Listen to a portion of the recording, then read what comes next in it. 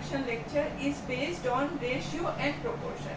तो इस video lecture में हम समझेंगे सबसे पहले रेशियो क्या है, फिर प्रोपोर्शन क्या है, फिर कंटिन्यूड प्रोपोर्शन क्या है, फिर इससे रिलेटेड प्रॉपर्टीज हम समझेंगे और सम्स में ये कैसे अप्लाई करते हैं वो भी मैं आपको बेस तैयार करके दूंगी और कंसेप्ट और एग्जाम्पल के साथ हम डिटेल में पूरा समझेंगे।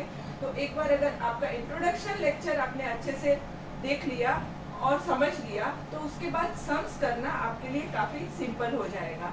और ये जो टॉपिक है 10th के लिए तो इम्पोर्टेंट है ही और फुल स्कोरिंग है, और आगे जब हायर क्लासेस में आप जाओगे तो उसमें भी इससे रिलेटेड सम्स आते ही हैं। ठीक है, तो हम स्टार्ट करते हैं आज का टॉपिक।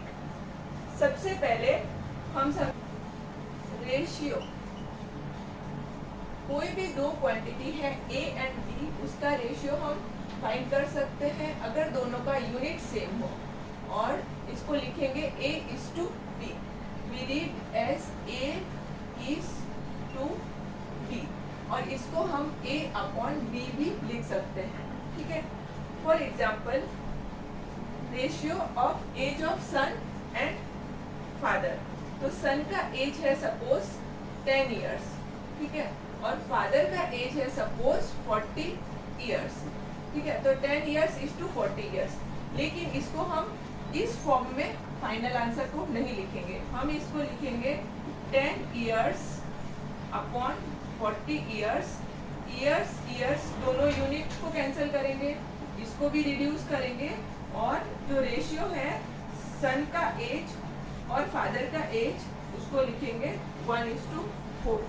ठीक है, तो दोनों का यूनिट सेम होना चाहिए और जो आंसर आएगा वो यूनिट फ्री होगा क्योंकि कैंसिल हो जाता है। ठीक है, और अब हम आगे समझेंगे प्रोपोर्शन क्या है, उसके बाद हम समझेंगे कंटिन्यूड प्रोपोर्शन क्या है। Now let us understand proportion. Suppose 4 person है ABCD जिनके टेस्ट के मार्क्स है 10, 20, 50, 30। तो यहाँ पे 10/20 एंड 15/30 हम फाइंड करेंगे। कितना आ रहा है, ये होगा 1/2 रिड्यूस करके, और यहाँ पे भी रिड्यूस करके आएगा 1/2। दोनों का आंसर सेम आया है।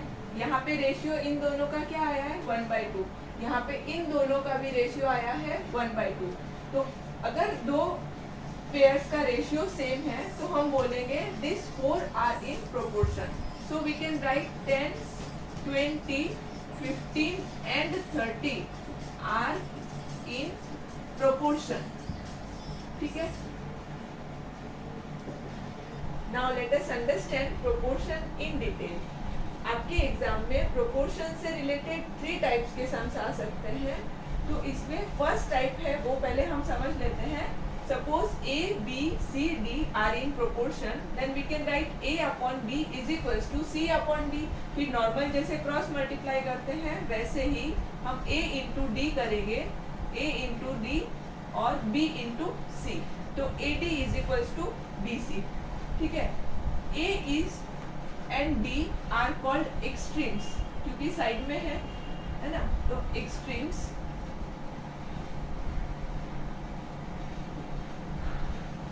B एंड C दोनों मिडिल में है तो इन दोनों को बोलते हैं मीन। ठीक है, तो ये जो प्रॉपर्टी है इसको बोलते हैं प्रोडक्ट ऑफ एक्सट्रीम। प्रोडक्ट मतलब multiply, product of extremes is equals to yes product of means. अच्छा, इसमें जो D है, D is called fourth proportional. ठीक है, अगर क्वेश्चन में बोलेंगे फाइंड फोर्थ प्रोपोर्शनल, इसका मतलब आपको D फाइंड करना है। ठीक है, अगर क्वेश्चन में बोलेंगे फाइंड थर्ड प्रोपोर्शनल, इसका मतलब आपको C फाइंड करना है। C is called third proportional. ठीक है, तो जो भी आपको फाइंड करने का बोलेंगे उसको हम X ले लेंगे और फिर इसी फॉर्मूला में या फिर इस फॉर्मूला में अगर आप लिख दोगे और फिर इसको सॉल्व करोगे तो आपको X मिल जाएगा। ठीक है, ये हो गया टाइप नंबर 1। अब सेकेंड टाइप समझते हैं। Now let us understand type 2। Type 2 में आपको प्रॉपर्टीज से रिलेटेड सम्स पूछे जाएंगे। तो इसमें सबसे पहले अगर ये चारों इन प्रोपोर्शन है, ठीक है, तो हम प्रॉपर्टी नंबर 1 यूज करेंगे इन्वर्टेंडो या फिर ऑल्टरनेंडो, और थर्ड इंपॉर्टेंट प्रॉपर्टी है कंपोनेंडो डिविडेंडो। अब इन्वर्टेंडो क्या है, बहुत सिंपल है, दोनों साइड इन्वर्स कर दो, मतलब रेसिप्रोकल कर दो, तो ये बन जाएगा b अपॉन a और ये बन जाएगा d अपॉन c। ये हो गया इन्वर्टेंडो, इन्वर्स करना है, ठीक है। फिर ऑल्टरनेंडो, ऑल्टरनेंडो में हम B एंड C का पोजीशन इंटरचेंज कर देंगे, ठीक है। C यहाँ पे आ जाएगा और B यहाँ पे चला जाएगा, तो ये C आ गया यहाँ पे और B आ गया यहाँ पे, ठीक है। AD विल रिमेन सेम, ठीक है। अब नेक्स्ट है कंपोनेंडो डिविडेंडो। सब यहाँ पे A B C D अगर प्रोपोर्शनल है तो हम यहाँ पे लिख सकते हैं A plus B upon A minus B is equals to C plus D upon C minus D, ठीक है। ये आपको लर्न करना है, और लर्न करने से पहले ये अप्लाई कैसे होता है वो समझ लेते हैं, कैसे ये ट्रू होता है, ठीक है। एक एग्जाम्पल के साथ समझेंगे तो आपको याद रहेगा। देखो सपोज 2 अपॉन 3 है और यहाँ पे है 20 अपॉन 30, ठीक है। इसको रिड्यूस करेंगे तो 2/3 आएगा, ठीक है। तो दोनों रेशियो सेम है, मतलब ये चारों प्रोपोर्शनल है। अगर ये चारों प्रोपोर्शनल है तो हम यहाँ पे ये प्रॉपर्टी यूज कर सकते हैं, ठीक है। पहले क्या करना है, दोनों को प्लस करना है, ठीक है। 2 प्लस 3 करना है, 2 प्लस 3 और नीचे क्या करना है 2 माइनस 3, 20 प्लस 30 है ना, C प्लस D करना होता है, फिर C माइनस D मतलब 20 माइनस 30, ठीक है। अब आगे करते हैं इसको। 2 प्लस 3 कितना हो गया 5, 2 माइनस 3 कितना हो गया -1, 20 प्लस 30 कितना हो गया 50, 20 माइनस 30 -10 हो गया, 0 0 कैंसिल, ये कितना आया 5 अपॉन -1, ठीक है। तो दोनों सेम आया, बराबर। तो इस तरह से ये कंपोनेंडो डिविडेंडो ट्रू है प्रॉपर्टी। अब समझ आया, याद भी रहेगा। अब हम नेक्स्ट जो प्रॉपर्टी है K वाली प्रॉपर्टी वो समझेंगे। Let us understand type 3। यहाँ पे अगर A अपॉन B is equals to C upon D है, ठीक है, दोनों का रेशियो सेम है, हमने अभी समझा, दोनों रेशियो सेम है। तो दोनों रेशियो अगर सेम है तो उस सेम जो क्वांटिटी आएगी उसको समझो K, ठीक है। तो A को हम क्या लिखेंगे B इंटू K, क्रॉस में जैसे मल्टीप्लाई करते हैं, A will be B into K। C को हम लिख सकते हैं D इंटू K, तो DK, ठीक है। तो इस तरह के सम्स भी एग्जाम में आते हैं। Next is continued proportion. A, B, C are in called continued proportion if A upon B is equals to B upon C, ठीक है। तो A इंटू C क्या होगा B इंटू B, मतलब B square is equals to AC। So B is equals to root over AC। B is called mean, मतलब ये middle में है ना, इसके लिए इसका नाम है मीन। तो B is equals to root over AC। अब इसको एग्जाम्पल से क्लियर करते हैं। जैसे समझो टेस्ट के मार्क्स है 3% का, एक का 10 आया, दूसरे का 20 और तीसरे का सपोज आया 40।